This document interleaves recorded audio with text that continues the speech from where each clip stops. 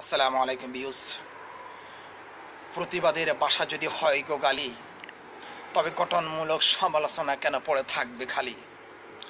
হ্যাঁ বিউস, আমি গতকালকের ঘটনা প্রবাহের শীর্ষ যেই ঘটনাটি অবলোকন করলাম, তারই আলোকে, তারই প্রতিবাদে আপনাদের সামনে দু চারটি কথা না বললে নয়। কালকে একটি ইউটিউব চ্যানেলের সাবস্ক্রাইব করার জন্য এক ভদ্রলোক একটি ভিডিও আপলোড দিয়েছিলেন।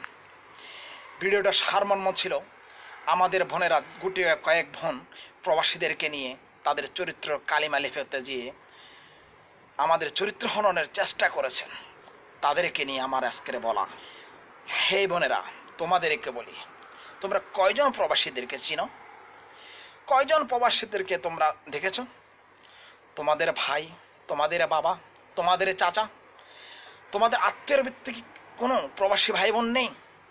যদি থাকে তাদেরকে জিজ্ঞাসা করো, তাদেরকে উপলব্ধি করো, প্রবাসীরা প্রবাসী কী কাজ করে, কীভাবে চলে, কি তাদের ত্যাগ, কি তাদের ত্যাগ তিতিক্ষা। আর মন গড়া করে বলে দিলেই প্রবাসীরা চরিত্রের সমস্যা, প্রবাসীদের চরিত্রের সমস্যা।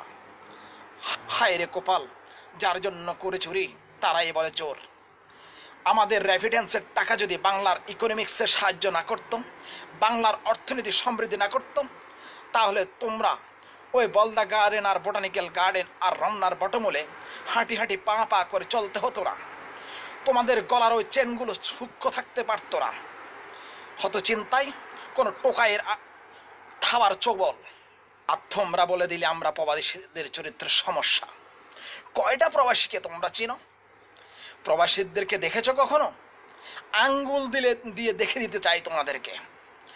ভোর 5টায় যখন একজন প্রবাসী ডিউটি যাওয়ার জন্য সিরিয়াল ধরে গাড়িতে ওঠার জন্য, তখন থেকে তার ডিউটি শুরু। আর ডিউটি যখন রাতের 8:30 থেকে 9টা বাজে শেষ হয়, তখন ওই গাড়ির সিরিয়াল যখন ধরে গাড়িতে ওঠার জন্য রুম অভিমুখে, তখন আস্তে আস্তে রাতে 10:30, 11টা। কয়টা প্রবাসীকে দেখেছো তোমরা? আর 10:30, 11টা বাজে যখন রুমে অভিমুখী হয় আর রুমে যখন আসে, তখন তাদের পরিষ্কার পরিচ্ছন্ন গায়ে গোসল ধুইতে আবার 1-1.5 ঘন্টা সময় লেগে যায়। কারণ এখানে তো আমাদের বউ নেই, এখানে তো আমাদের বোন নেই, এখানে তো আমাদের চাচি নেই, এখানে আমাদের খালা নেই। এখানে আমরা সবারই সবার। আমরা নিজেরা পাকাই, নিজেরা খাই, নিজেরা কাপড় কাচি, নিজেরাই কাপড় ধুই, আবার নিজেরাই ইস্ত্রি করে আবার পরের দিন ডিউটি যাওয়ার জন্য প্রস্তুতি নিই। কয়জন প্রবাসীকে তোমরা দেখেছো? কয়জন প্রবাসীকে উপলব্ধি করেছো? এই দেশে যারা প্রবাসে থাকে, এই দেশের গরম, এই দেশের জলবায়ু আর বাংলাদেশের জলবায়ু যে কত ডিফারেন্স, তা তোমরা উপলব্ধি করতে পারতে না। যদি পারতে, তাহলে আমাদেরকে চরিত্র হননের কালিমা লেফাতে আসতে না। যখন 44-46 ডিগ্রি সেলসিয়াস গরমের ভিতরে প্রবাসীরা কাজ করে, তখন বাংলার গরমের একটা অনুধাবন দেখায়। আমাদের দেশে যখন ধান বাফানো করা হয়, ধান যখন সিদ্ধ করা হয়, অথবা চুলার মুখে যখন কোনো পাক করা হয়, চুলার মুখের যে গরম, ঠিক সেম গরম প্রবাসীরা অনুধাবন করে 44-46 ডিগ্রি সেলসিয়াস, তখন তাদের মাথার উপর দিয়ে উড়ে যায়। আরও ছোট্ট করে প্রবাদ দিই, একটা ডিম যদি বালুর স্তূপে অথবা রাস্তায় ফেলে রাখা হয়, আমরা যখন ডিউটি থেকে আসি, ওই ডিমটা যখন ভাঙি, তখন এটা অটোমেটিক সিদ্ধ হয়ে যায়। এমন গরম পড়ে এই দেশে। আর তোমরা আমাদের সেই গরমের শ্রমগুলোকে আমাদের চরিত্রর এক এক রক্তবিন্দু কণা হিসাবে আমাদেরকে কালিমা লিখে দিয়েছ। আমরা নাকি আমাদের চরিত্রের সমস্যা। হে বোন, হে খালা, হে চাচি, হে নানি, হে দাদি, তোমাদেরকে আবারও বলি, অধিকাংশ প্রবাসী মানুষ এই মধ্যপ্রাচ্যের দেশগুলোতে থাকে। Saudi, Qatar, Jordan, Abu Dhabi, Kuwait, Oman, majority percent 1 কোটির উপরে প্রবাসী লোক এই মধ্যপ্রাচ্যগুলোতে থাকে। আর আমাদেরকে তোমরা চরিত্র লেখন দিচ্ছ, আমাদের চরিত্র নিয়ে কথা বলছো। আমাদের চরিত্র হরণে কী দেখেছো? আমরা ফজর নামাজ পড়ার পর থেকে যখন ডিউটি অভিমুখে রওনা হই, আবার যখন এশার নামাজ শেষ করে ডিউটি শেষ করে রুম অভিমুখে রওনা হই, এর মধ্যে শুধু কাজ ছাড়া কাজ আর কোনো কিছু আমরা করতে পারি না। এখানে আমাদের চরিত্র কোথায় কি দেখলে?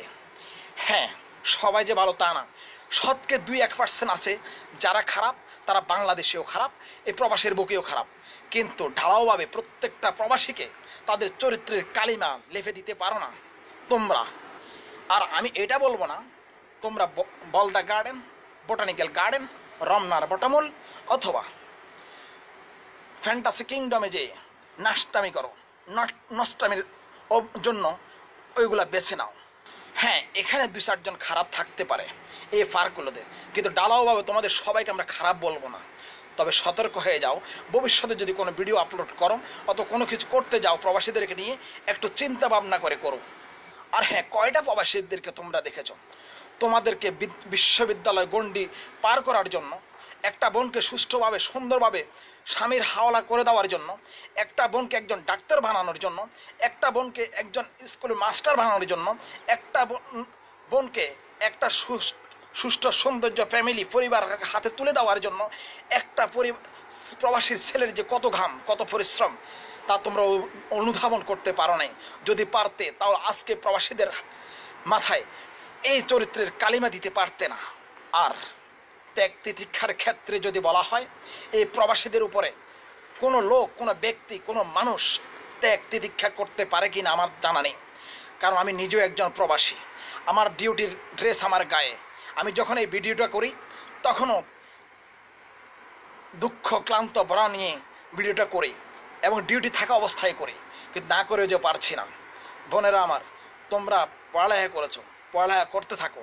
আমরাও চাই আমাদের রক্ত ঘাম পরিশ্রমের টাকা যেন বিফলে না যাক, কিন্তু কোনো ভাইকে, কোনো প্রবাসীকে কটাক্ষ করে, বিদ্রুপ করে এমনভাবে কোনো কথা বলো না যেটা আমাদের হৃদয়ে ক্ষরণ করে।